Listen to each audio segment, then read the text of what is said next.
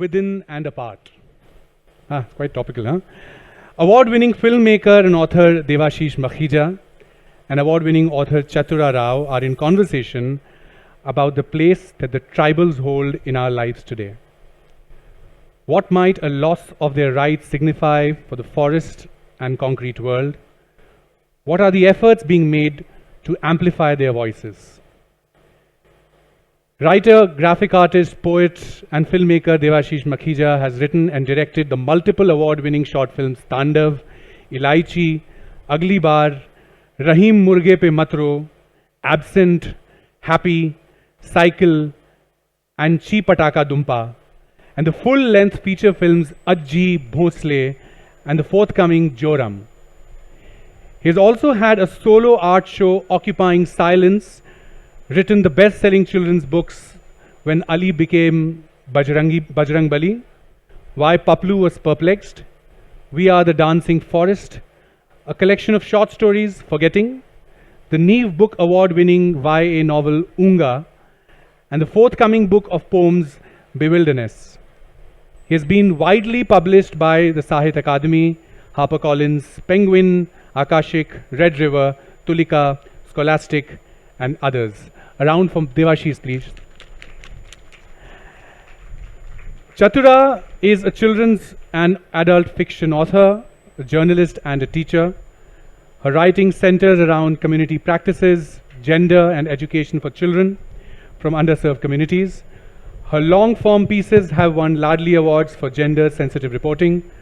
Her 2017 picture book, Gone Grandmother, won a Hindu Young World Good Books Award. And her recent book, The Sweet Shop Wars, is shortlisted for a 2023 Neve Book Award. She is at present working on stories to support a crafts curriculum for children from pastoral and artisan communities, and is co-creating a story for tribal youth that hopes to encapsulate the experiences of mainstream education. Devashish and Chatura. Hi, good afternoon. It's really nice to be here. What can I say? So I think my experience with writing and co-creating with underserved communities. I mean, I've been documenting people's lives a long time, people from marginalized and underserved communities, because I've been a journalist, aside of being a children's author. Somewhat more recently, also because I'm an educator, I figured that it would be really interesting to be able to bring my skills in story making to communities where it could be perhaps in some way empowering. In the course of that journey, I was commissioned to write a story for an organization which works in Mudumalai area in the Nilgiris.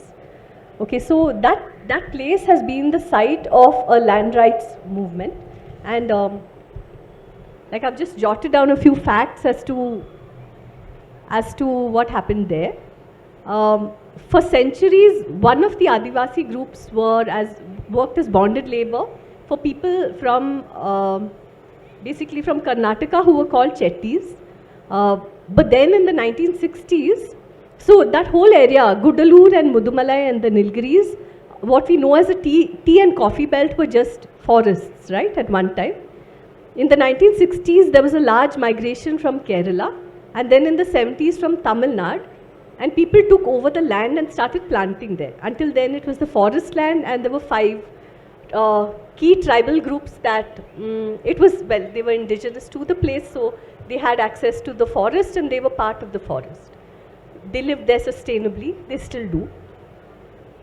In 1969, there was a sort of land sealing act called the Gudalur Janmam Estates Act. And under this act, the government took back land from the Maharaja, who was from Kerala.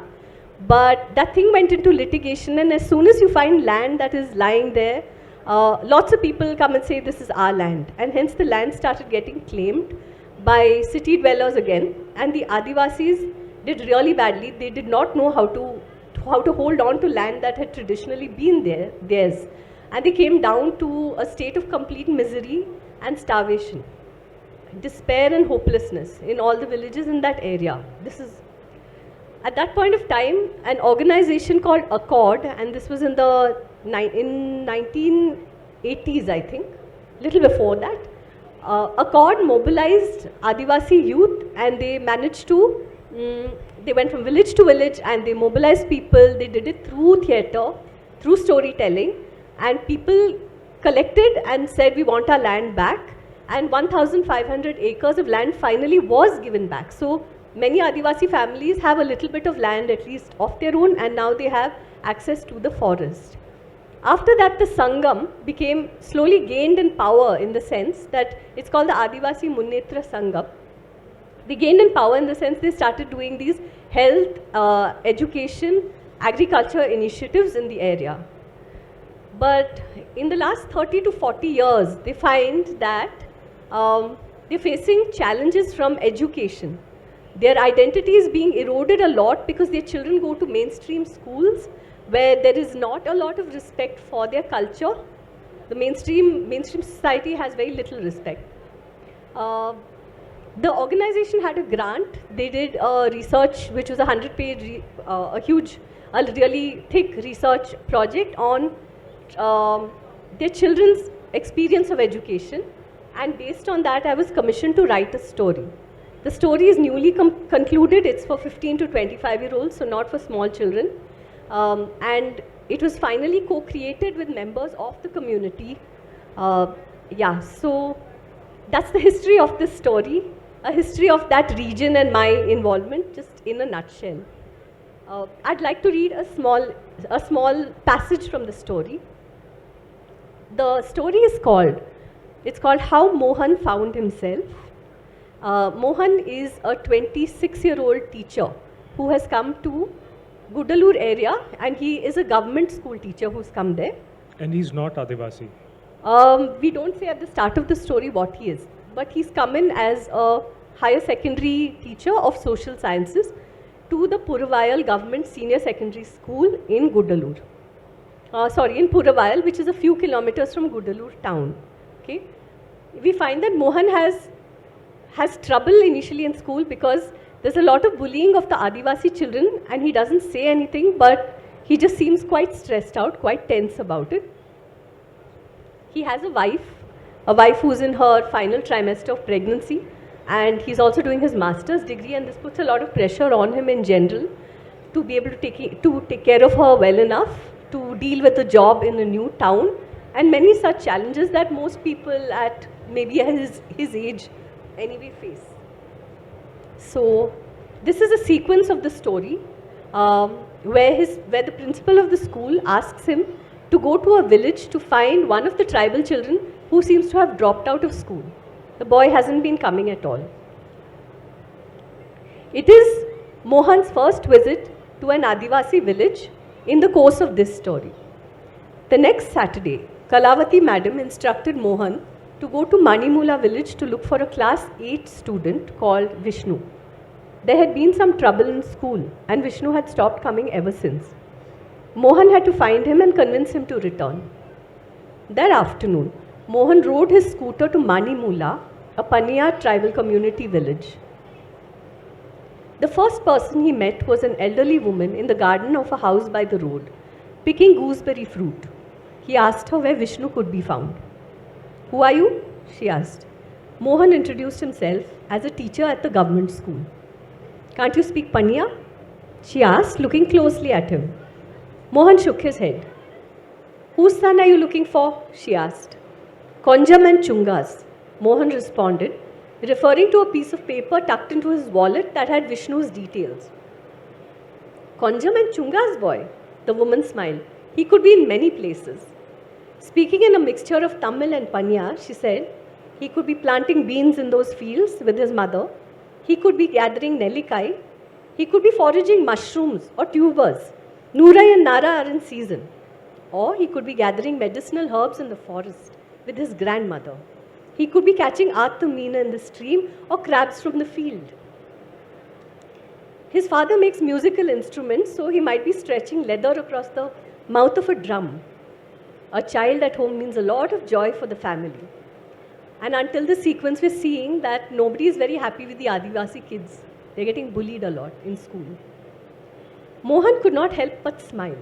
The day felt beautiful with a cool breeze blowing in from Mudumalai forest. He's Nanjan and Chakki's grandson too, he added in faltering Paniya. Oh, so you can speak a little of our language. Very little, he admitted. The boy you're looking for is Nanjan's grandson, she confirmed. Oh, then he might be anywhere since his grandfather travels to many villages on Sangam work. This is the Adivasi Sangam. She pointed to a house. Go to the learning center. Our Sangam runs centers to help our children. She explained with pride. The teacher Vasu will know where Vishnu is. Mohan took in Vasu's appearance, the teacher at the learning center, as he walked towards the children seated on the long, wide porch of a house. Vasu seemed to be about Mohan's age. He was dressed in a red checked shirt, beige trousers and comfortable sandals. He was speaking in Paniya, showing the younger children drawings on sheets of paper. He handed them the sheets and asked them to make stories from the pictures on those pages. The children pored over the illustrations and they chatted animatedly amongst themselves. Vasu joined a couple of older children who were writing in their notebooks, but then he noticed Mohan and he went to greet him. When Mohan extended a hand, Vasu looked closely at his face. Karundan? Mohan's breath snared in his chest. No one had called him by his given name in many years. Aren't you from Kannalemukku? Mohan felt really uneasy. He had not been to his village since Priya and he had gotten married 3 years ago. We met at the AMS Cultural Festival when we were maybe 12 or 13 years old. Vasu recalled, clapping with surety and delight. It was the last time the Sangam organized a cultural festival. We were lucky to have made it. Do you remember how we played the tudi at some of the dances and you had liked that girl in the pink dress? Vasu teased. The children joined them. Their eyes shone at the mention of a festival and they were full of questions, but they held back, shy before the stranger. There were archery and bamboo walk contests between the tribes, Vasu said, turning to include the children. My Kattunayakan brothers and this Anna Karundan's Paniya brothers put up a great final in the tug of war. Then there were speeches by the Sangam elders. Oh, we felt so proud to hear about how they came together and saved our land from the Chettis. So proud when they raised the AMS flag. Vasu's eyes brimmed with emotion. He noticed Mohan's unease and he gently ushered the children away. You had told me then that you were going to a boarding school in Kannur? Yeah, I went as planned. My name is Mohan now. I'm a social sciences teacher at the government school in Puravayan. You did well, Vasu said, accepting Mohan's coolness. How can I help you, Mohan, sir? I'm looking for a boy called Vishnu. So that's one sequence from the story where Mohan is really reluctant to admit his Adivasi roots. So Mohan is an adopted name. Yeah, Mohan is an adopted name. Many of the children, when they go to schools outside the village center, are given names. Often these are Hindu names. Their tribal names are ignored.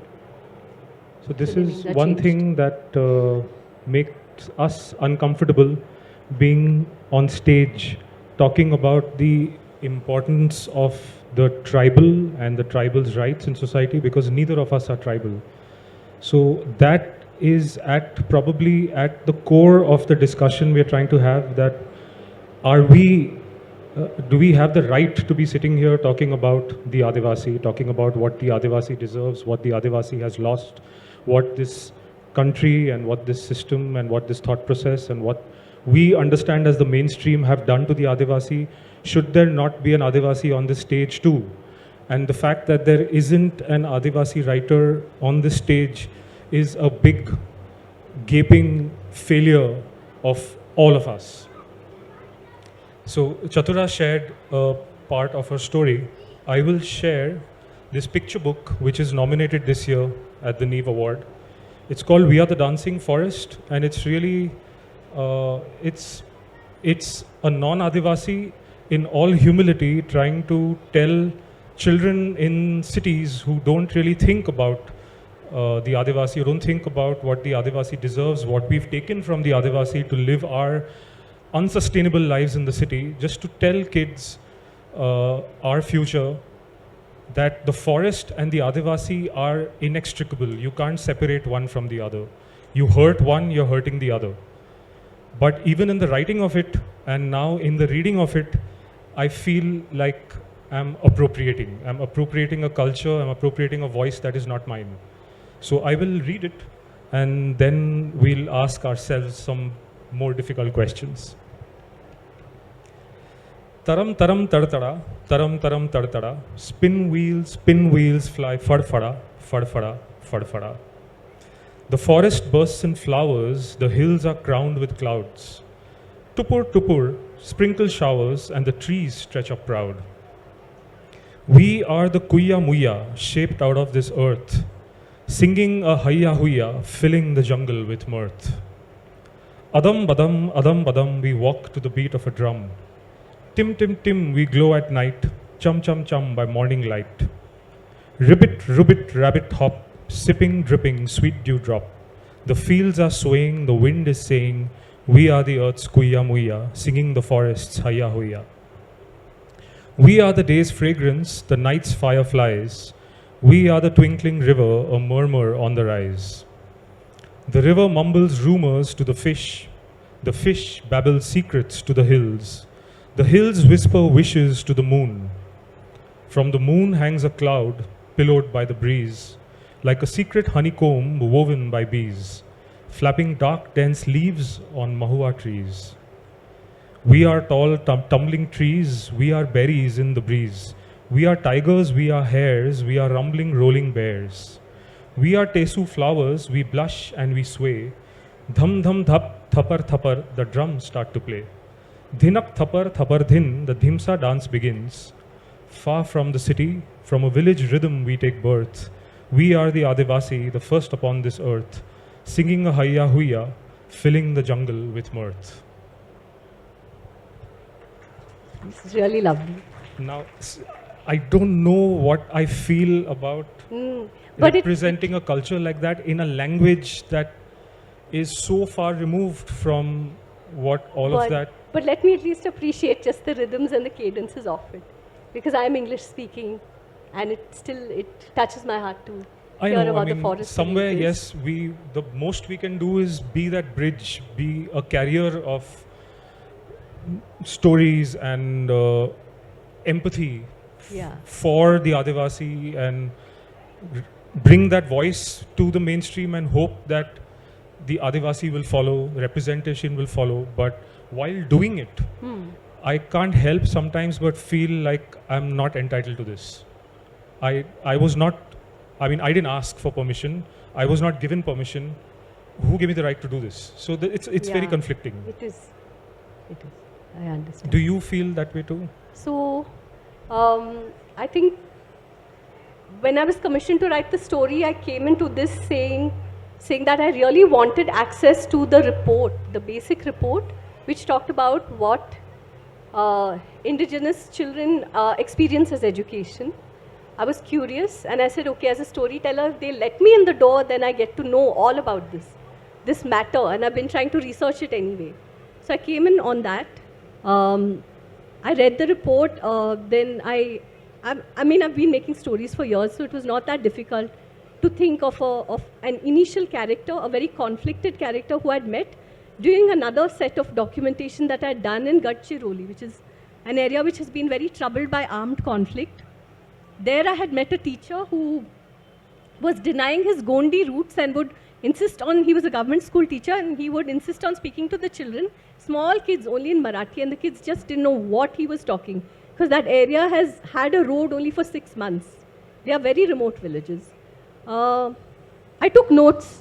I looked at him and said, something is the matter, like why is he so unable to, he kept smiling, but he could not give us a good reason why he would not speak to the children in their mother tongue, which was his mother tongue. I went back with the character in mind, and then when I actually went to Gudalur to meet the community people, and the Vidyodaya teachers are Adivasi, they are born and raised there, and they work there. We sat together and decided, I thought, after I read the report, I realized that they do everything together as a community. So I'm really nobody to be writing their story. So maybe let me see, they might have better ideas than me. They shared their stories, and their stories were so amazing, so full of drama already, that I asked their permission to use their stories. Their stories are part of the book. They said whether they wanted their names in or not in it, and that matter was settled. Two people, one person said he wanted his name as the character Vishnu. It is Vishnu. He's 30 years old now.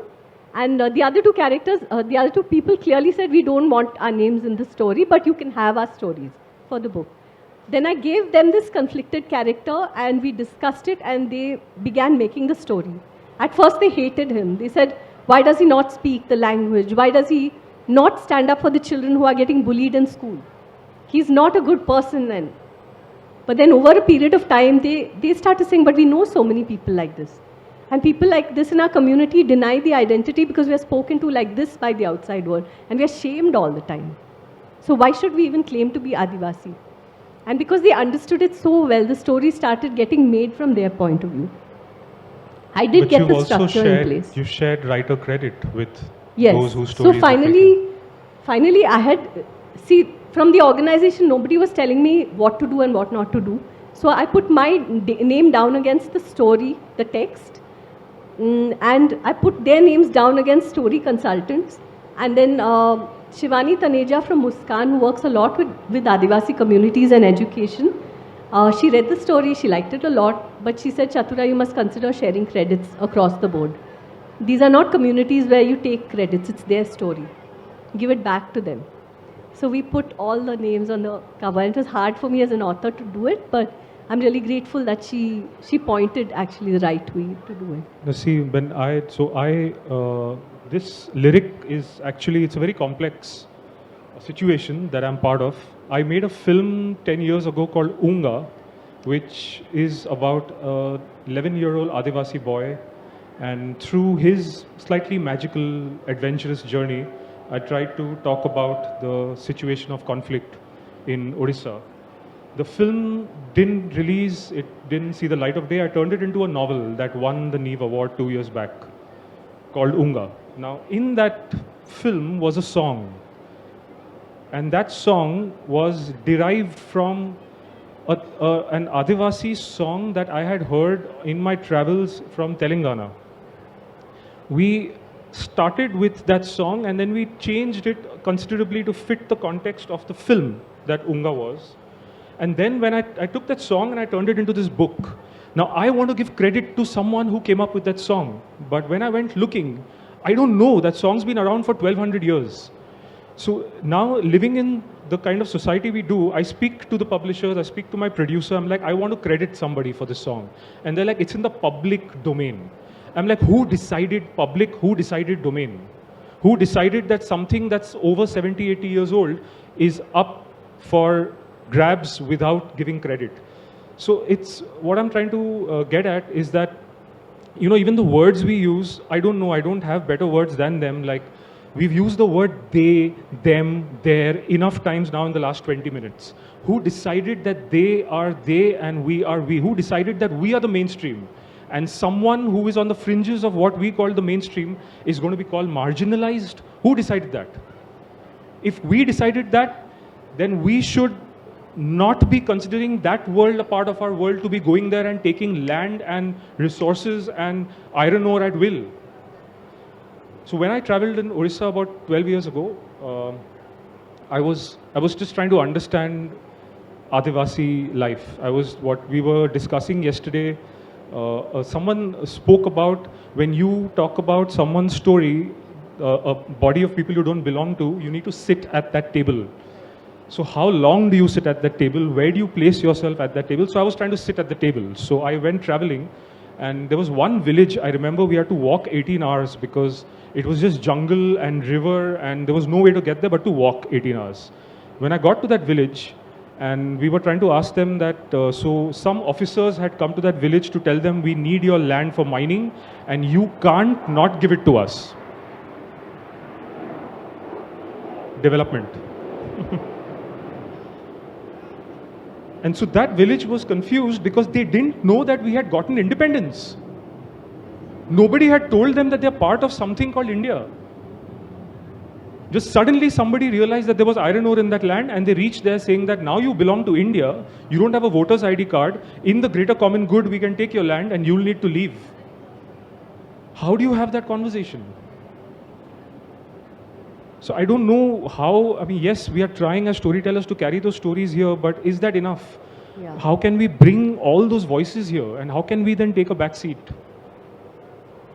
I think that's really a good question, because I was thinking that after all the story making that happened, I can be at the festival, but Vishnu can't. You know? Luckily, mine's a picture book, and Venkat Sham, the Gondi artist who drew it, is in the audience. Yeah, Venkat is there. So thanks to Venkat, I have a little less guilt on my soul. Yeah. Thank you, Venkat. The situations, I think, the parts of India that both of us have also. Would you like? You need a mic,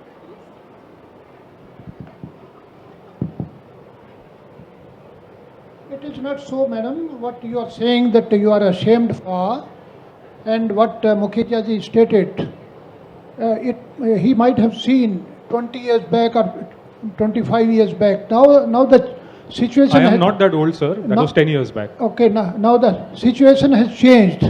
You kindly visit the area of Khunti and Odisha also, Kalahandi.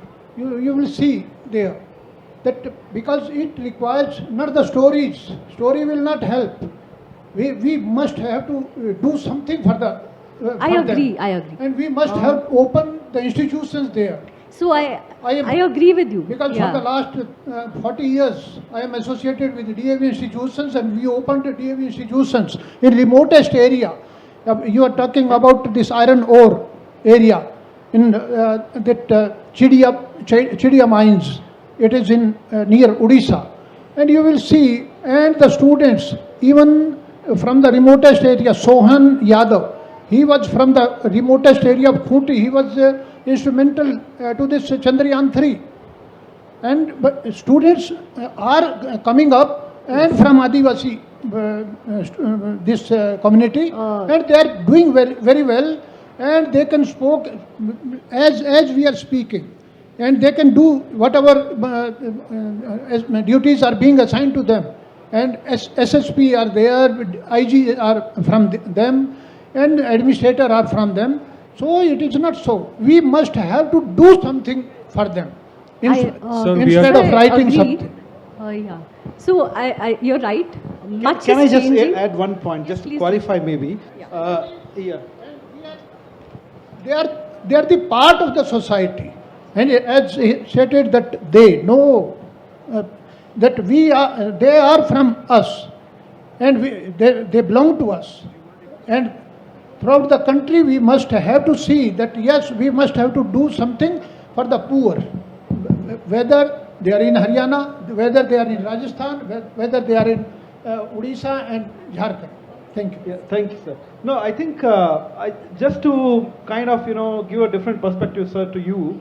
Who are we to say that they are poor? Actually, they are mighty resource rich, and those are the resources that we are trying to appropriate for our so-called development in the cities.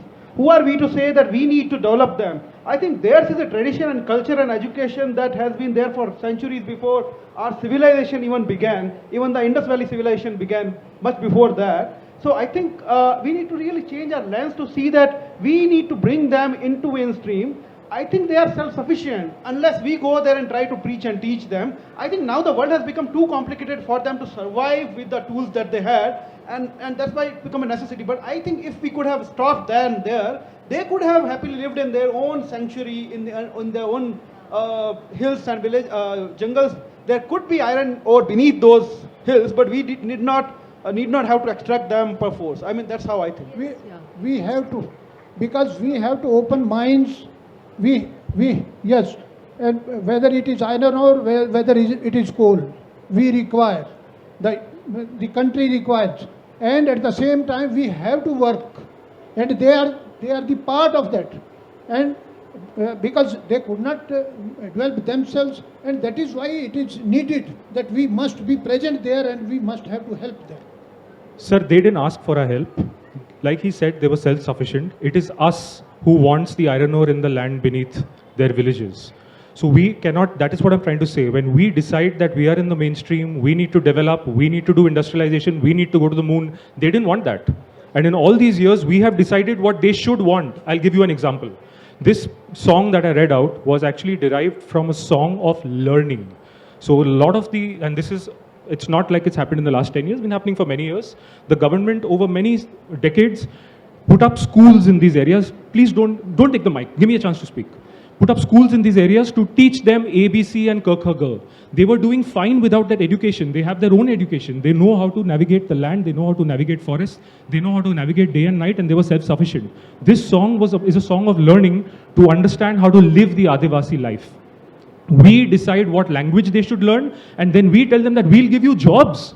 Who are we to decide that? All I'm saying is they need representation enough to decide for themselves, and that is something we do not give them. So when I'm saying that I find it problematic that I even wrote this book, is that I'm putting a song that is in their language about not learning a new language in a language that I know. I find that problematic. So, You said your piece, sir. You said your piece. education, definitely education is required. Even the communities want education, but they don't want the kind of education that's being given now, where the children are shamed in school, where their culture is shamed, where they're not allowed to speak their language, often beaten up for speaking in their own language. They're saying, give our children respect also, give our culture respect. And we are not poor like that. We have We all are the deciding resources. today in this country to So make that's the everyone speak difference. Hindi. What happens to the 19,000 tribal dialects in this country? Nobody's asking them for their permission. It is true, sir. Why don't you come with me, travel with me? You're talking about 10 years back, 15 years back, 25 years back. I travel every year. You come with me for a trip. Every time someone questions me about what's happening, I say, just come with me. Let's not sit here and talk. The things have not changed. They're probably worse. But most of that is not getting reported in the mainstream media. That is why storytellers like us try to bring it out in stories, because the newspapers today will not report it. Because it will be your data versus my data. This conversation will carry on till tomorrow, sir.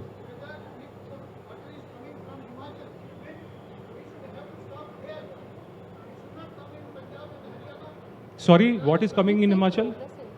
If the water is coming in Himachal, we are talking about human beings, sir. No, you are talking about the resources, the iron ore and coal. If we will not this coal and iron ore, then how will run the industry? Manage your life Listen, without it. listen. Because the iron ore is not yours to take. No, it is not so. And likewise, if we will stop the water in Himachal, how we can have the agriculture? So you will take that water. What happens to people in Himachal who need that water? No. That is the conversation to be had. Oh, the same thing is happening there also. So India is one. I and we actually must- don't know how to continue this conversation, so we Yes. can carry on with Yes. what else we were talking Anyhow. about. Thank you. No, I think it's wonderful to see the passion that exists both sides of. I think these are. I mean, the country and the diversity These are is so difficult important. conversations, yeah. They are difficult conversations. I was just wondering if anyone else has any questions. Yeah, you. Not on that topic. Yeah. No, I'm not. Actually, you both said whether you are the right people to talk about them, right? Generally, in a social stigma, the people at the bottom of the pyramid, when they speak, their voices are not heard, right? So ideally, people somewhere at the top of the ladder go understand it and raise their voices, right? So that is the right way to do. I don't think you both have to say whether you are the No, but see, it's not like we are questioning our role, but we are conflicted about it.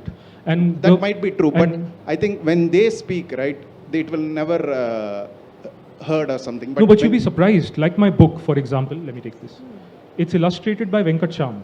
Now, my words have absolutely no emotional impact without his illustrations. So he's very capable of speaking in Neve, in the heart of Bangalore. All I'm saying is when we are conflicted about it, and these are conversations we had yesterday as well, with every successive story, we probably build more empathy because we are conflicted. The minute I feel important about fulfilling that role in the pyramid, I will stagnate. And I will continue to fulfill that role even after a point where I don't need to fulfill that role and there are enough tribals in the room to tell their story.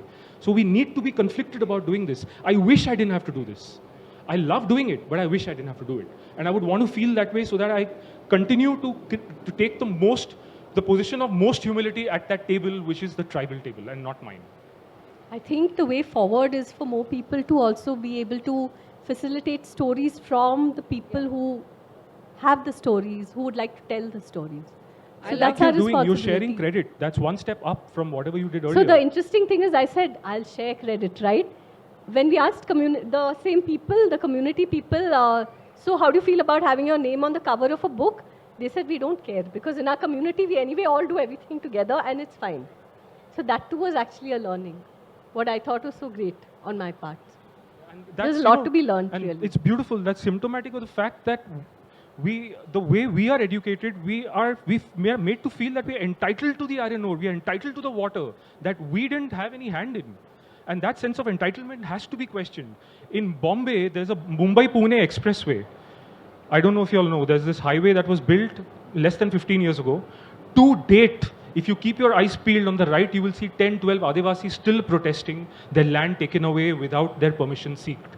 The paperwork has still not been done. In Thane, there are Adivasi communities whose water was dammed so that Bombay can have water because migrants like us are flocking to Bombay, 12 to 17,000 of us every day.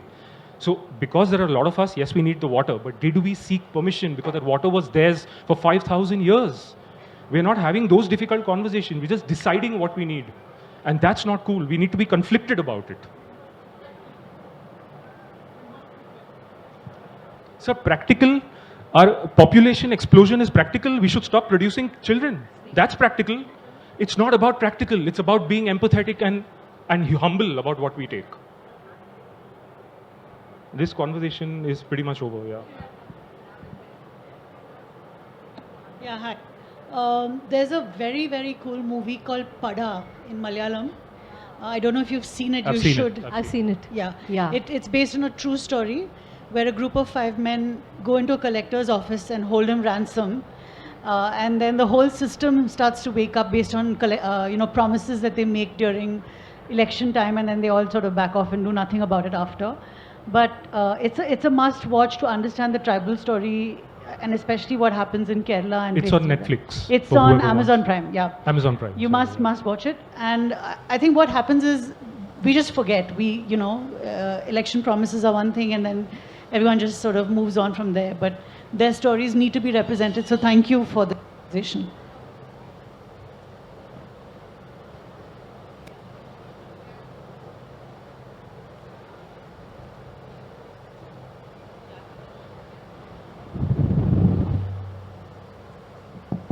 So, how would you resolve this trade-off?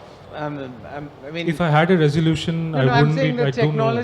technology. Do you See, think? yes, I carry that guilt every day because our lives are unsustainable. The amount of technology being used in this room, it's using bauxite and iron ore to create this technology. So I don't have answers.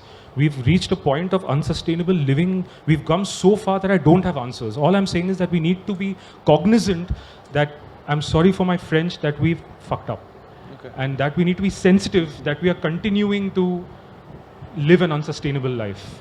And So if we are would- cognizant, maybe the clock starts turning back bit by bit. It takes another 100 years to reach some sort of sustainability. I don't know, but we can't not be cognizant and apologetic and conflicted and empathetic. We can't not be that. From the point of view of little things and daily things, I think it's a good idea for us to keep our children aware of these differences that exist. And to be sensitive at least to other people. Part of the education system and mandate. And I don't mean this in a bad way. We all need to be a little angry about the mistakes that we made. Because when we are not angry, then the person on whom the violence and the suppression is being perpetuated for years, they become so angry that they need to get violent. And then we call them anti-establishment, we call them anti-state, we call them all kinds of things and we throw them in jail. We all need to be angry so that the anger gets shared and nobody needs to pick up a gun. We are not angry enough. So I had a question or a different thesis on like when you are saying that you feel a little ashamed and conflicted when you are telling the stories of the Adivasis, right? But as writers, you would be appropriating stories of anybody and everybody you see. So why are you putting this in a separate context, in the context of an otherness here? You're right. Before answering any such question, I accuse myself of appropriation and otherization. But if I'm telling the story of my neighbor who's a Gujarati, that person is fairly in a place where in life where he can take his own decisions day to day in his place in society. So I'm not in a position of power given to me by society that he can't say what he needs to say, so I'm saying it on his behalf. But that's generally the case with a tribal who is geographically so far removed from what we have defined as the mainstream that his or her voice is not going to be heard. So somewhere that othering, by saying this I am othering, that's also a trap. So it's very complicated, and these complications make me feel, and Chatura, I'm sure you feel even more conflicted. But I'm saying this feeling conflicted, I don't know if it's a bad thing, because I wrote Unga 4 years ago, I made the film 10 years ago. If you ask me if I want to tell this story today, I'm like, maybe not. My voice has changed. I feel I have othered a little bit in the telling of the story. Maybe I'll tell a different story, I'll tell it differently. So we are all works in progress. Good afternoon. Sumit Bhattacharya here. So we have witnessed the Italian neo-realism in film. So is there any possible way or any kind of neo-realism oriented movements? Is there any possible in terms of literature and film in upcoming 5 or 10 years or 15 years down the line? I don't know, we'll need at least 30 of us on stage to answer that, because there are a bunch of the writers sitting behind you. It's a very difficult question to answer. To predict in today's time, because we are in, at least creatively, all of humanity, not just India, in such a state of flux. Every 6 months to a year, I think, paradigms are changing. What audiences seek from storytelling and what storytellers are experimenting with every 6 months to a year is changing. Earlier, these cycles were 10-year cycles. Also, so it's what very you're being allowed to speak about and not is also under debate. There is gatekeeping. But you know, that is always the case. Like in Iranian cinema, because I'm a filmmaker, so I understand cinema a little better. In the 80s and 90s, there was so much of oppression by the fascist regime that it shaped their cinema. All the stories were with little kids as protagonists, and they sort of built their protest through almost children films. But if you just scratch the surface, none of those films are children's films. So all of that shapes what he's calling neorealism. It's all shaped by that. So it's impossible to predict. There are too many factors at play. I think just one point to add, since you said you have been taking movies and 10 years before you took them.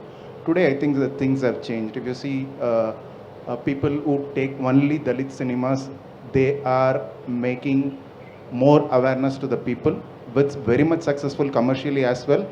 And you have short flicks, you have so many media to where people can really understand the pain. If you see the recent movie or during the pandemic which came, Jamie Bim, right?